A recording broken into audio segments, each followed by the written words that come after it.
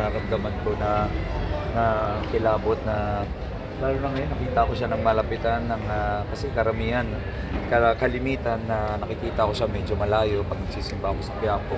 Kahit nung isang araw lang ako nagsimba, medyo malayo pa rin. Pero iba pa rin pag nakita mo siya. Ito naman para maramdaman mo yung presensya ng Panginoon yun yung nararamdaman ko tuwing malapit ako sa mahal na Poong Nazareno. SB, ano po 16 yung years mga wish mo, mga dalangin mo na natupad dahil sa pagiging deboto mo ng Nazareno? Kasi 16 years ago, bago ako na manata, down na down ako noon. So, araw ng Nazareno noon actually. So, nag-iikot-ikot ako sa Maynila, nakikita ko may mga naglalakad. May problema ako, may hinahabol ako mga bayarin, may kailangan akong habulin. Big project na dinasal ko, sabi ko, Lord, kung matutulungan mo ako, mamamanata talaga ako sa iyo habang buhay.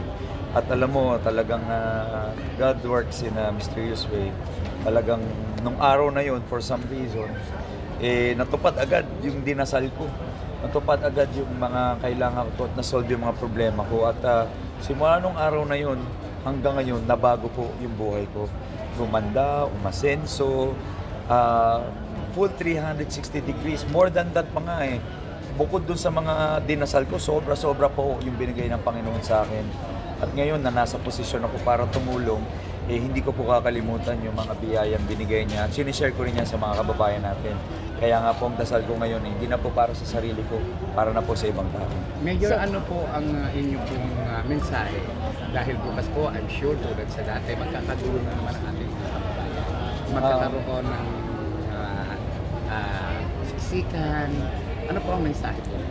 Huwag natin kalimutan yung tunay na okasyon o tunay na diwa ng pananampalataya. Kasi nga, hindi lang siya magsama sa traslasyon o sa parada bukas, kundi yung pamumuhay. Sabi nga nila, ang pamamanata na walang gawa ay patay na pananampalataya. So, dapat hindi lang isang araw yung pananampalataya. Gawin natin siya buong taon hanggang makakaya o talagang habang buhay. Yun lang naman ang hinihiling ko sa ating mahal na Poon, na sana bigyan tayo ng lakas na gumawa ng mabuti at umiwas sa mga temptasyon, kasi lahat naman tayo, tao lang, nakagawa ng kasalanan. Pero sana gabayan niya tayo at masunod natin yung buhay ng mahal na Kristo. Magkaiba pa rin po ba yung pakiramdam nung umaakyat kayo habang nagpapagkakenslasyon at dito sa itong malapit Ibang-iba po hirap ipaliwanag. Mga deboto lang yung nakakaalam kasi maraming ang pupunan bakit kailangan pang gawin, bakit kailangan sumampa, bakit kailangan lumupit. Pero para sa aming mga deboto, mas nararamdaman namin yung presensya ng Panginoon. Mas ramdam namin pag nagdadasal kami sa lubi. Mas ramdam namin pag nakawakan namin yung krus. Kasi sobrang hirap niyang gawin. So, pag nalagpasan mo lahat ng hirap na yun, tapos nagawa mo, may some sense of reward nung nangawakan mo siya, na parang mas mararamdaman mo yung presensya.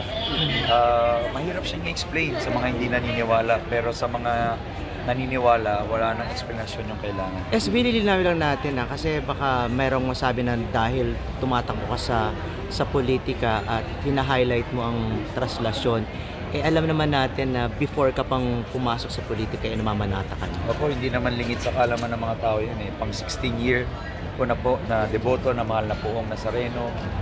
Nung mga nag-uumpisa kami, 2010, 11, 12, 9, kami ho ang nagdadala sa mahal na Poon dito sa Quirino, galing sa Quiapo. Truck po ng tatay ko yung ginagamit. At talagang kami yung tinawagan ni Monsignor.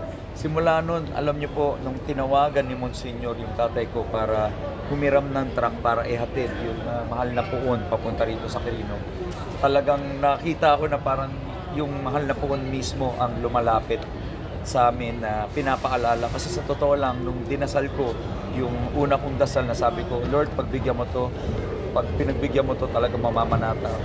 Nakalimot po ako. Nakalimot ako ng isang taon. Di ba binigay niya yung dinadasal ko? Nakalimutan ko siya. Gaya ng, di ba nung unang taon na naman, sabi ko, pagbigyan mo to, mamamanata ako. Nung nakuha ko po yung mga biyaya, just like any other person, nakalimot po ako. Buti na lang, after 11 months o 1 year, tumawag po si Monsignor mismo sa tatay ko, hinihiram yung truck namin para dalhin yung mahal na poon papunta rito. So tumawag tatay ko sa akin, sabi niya, "Nak, gusto mo ba sumama?" Sabi ko, "Saan?" Tinawagan tayo ng Quiapo Church para hiramin yung truck natin, dalhin yung Nazareno papunta ng Quirino. So kinilabutan ako noon. Sabi ko, uy, yung pangako ko, nakalimutan ko ngayon, yung Diyos na mismo yung lumalapit para ipaalala yung pangako ko. Kaya sabi ko talagang may divine intervention na talagang sa dami-dami na may trucks noon. Kami po ay tinawagan ni Monsignor para hiramin yung truck namin at dalhin siya rito. So, simula po noon, sabi ko, Lord, pasensya na po, I'm sorry, hindi na po ako makakalimot sa inyo. Kaya ever since, yun nga, 16 years ako hanggang ngayon, tuloy-tuloy po yung pamamanata ko. At sabi ko nga, sobrang pasasalamat ko. Hindi lang naman to puro hingi eh. Marami dito pasasalamat. Pasasalamat sa lahat ng biyaya niya, good health, success, mga tagumpay ko sa aking karera, sa blessing, sa mga biyayang binigay niya. At ngayon na nilagay niya ako sa posisyon para tumulong at para bumago ng mas maraming buhay. Patuloy yung pasasalamat ko. At syempre, may mga dasal ako, hindi na po sa akin, more on sa mga kababayan natin. Hindi lang sa Maynila. Syempre, para sa lahat po. Mayor, yung truck mo ba na pinahihiram mo, din pa rin ba ang ginagamit? Hindi na po. Kasi mga after 3-4 years, ay marami rin po gustong magsilbi sa mahal na poon. So, may mga ibang nagdadala na po. Kaya nga po, sabi ko sayang, sana kami pa rin. Pero gusto ko rin naman maranasan ng mga ibang kababayan natin. Kaya okay na rin po sa akin. Ang importante, tuwing nadadala po siya rito sa Quirino, nandito po kami sa pahalik bago pa magkaroon ng trust. Yung truck ba nasa inyo pa? Ano pa rin po. Ano pa rin po. Ginagamit ko actually yung mga trucks na ginagamit ko. Yan po yung mga lumang truck namin na na-convert ko na po into mobile clinics, mobile butika, mobile kitchen. Yun na po yung ginagawa kong pang-serbisyo sa mga kababayan. I mean yung ginamit dun sa pagta-transport sa Nazareno, yun. Kasi may tracking business po kami noon, yung tatay ko. May mga truck siya. So, yun po ang ginamit. Ngayon, nung yumao na po yung tatay ko, nung nawala siya, naiwan sa akin yung mga truck, kinonvert ko po siya into mobile clinics, mobile butika, mobile kitchen na nagbibigay ng mga libreng serbisyo, libreng gamot, libreng x-ray, laboratory sa mga kababayan natin sa Maynila. Mayor, kayo pa rin ba ay lalahok pa po? Kasama ba kayo ng marami nating mga kababayan na mag-ano ng Actually, talagang lalahok po ako kasi panata ko na po yan, devotion ko na yan at pinangako ko yan. Isa yan sa mga paraan para makapagdasal ako ng taimtim. Talagang makakonect sa ating mahal na pong Nazareno. Ngayon po, actually, sinama na po ako sa kapatiran ng Hijos del Nazareno sa Basilica. So, kasama po ako. Yun po yung nangangalaga, pumuprotekta sa mahal na Nazareno. Sila po yung nangangalaga, nagsisilbi dun sa simbahan, naghihikayat sa mga tao na mananampalataya. At tuwing trastasyon, sila rin po yung nandun sa itaas ng Andas. So, sinasama ho nila ako bukas, pero isip ko baka sa baba na lang po ako at lulubin na lang po siguro ako. Ano pong feeling na naglalakad ng walang tsinelas, walang sapin sa ngayon? Wala kang channel. Ginagawa ko na po yun for 16 years. So, wala namang problema doon. Bata sa Maynila ako, hindi laki ka sa palo. nasusugatan, hindi ba Wala. Akala ng iba, masusugat ka or ano. Sa 16 years ko, halos wala naman po akong sugat na natamo. Mga maliliit lang na mga, tama lang na mga bato. Pero hindi po ako nasugat eh. Pero 16 years, alam mo, ito nga po yung ano, ito, maraming magkikwento mga liboto. So, milyon at ang libo ko yung lumalakad at sumasama sa posisyon. Bira naman yung nasusugatan. Yun eh, pag may mga aksidente lang. Pero yung mga sanay na ako, yung mga nakapaa, wala, nadudumihan lang naman siya, nahuhugasan. At minsan, di namin nararamdaman kung may maliliit man na sugat. Kasama na ho yun sa panata namin. Kasama yun sa sakripisyo. At gusto namin na more na may nahihirapan kami, feeling ko, mas malaking sakripisyo, mas malaki yung parang blessing o tagumpay na nakakamit namin pagkatapos ng prastasyon. mas masarap yung pakiramdam, kumbaga. Mas matindi yung naging sakripisyo mo, mas masarap sa pakiramdam. Mas masakit pa yung mabigo sa pag-ibig. Mas masakit pa yun. Mayor, sisimulan niyo ba ang pagsama sa posisyon mula rito sa Luneta hanggang Opo, Maynila? simula po mamayang gabi, andito na ho kami. Tapos alas 12 ng ating gabi, alas 12, may misa ho, 12 to 1. Tapos mag-aantay kami ng ilang oras. Magsisimula na yung posisyon ng alas 5. So simula alas 5 hanggang nakala na namin sa Quiapo, yung mahal na poon, yung Andas. Sana abutin nga mas mabilis, pero minsan umabot ng more than 15 or 20 hours siya. So depende po. So wala na pong tulugan yan simula mamayang gabi hanggang bukas. Si Rian So, hindi ka po na ba rin tutulog? Nakakatak niya rin or na... Wala. Iba naman po. Nagdadasal lang. Minsan sumasama sa mga dasal. Pero iba po itong sana-sanay na kami lang po. Mayor, kasi pag sa Dungaw, sa San Sebastian, nag-iiyakan din na. Ano ang feeling niyo kapag may dungaw na at tumapat na po sa San Sebastian? Iba rin yung pakiramdam. Kasi sa totoo lang, bago po ako naging deboto ng Nazareno, deboto po ako ng Lanabal. Ako, Marian po ako kasi nga lumaki ako sa Santo Domingo Church, doon po ako nag-aral. So, Our Lady of Lanabal, yung araw-araw na pinupuntahan ko pagkatapos ng klase ko, diretso talaga ako sa simbahan ng Lanabal. Sabi ko nga nung 26 years old po ako nagsimulang mamanata sa mahal na pong Nazareno.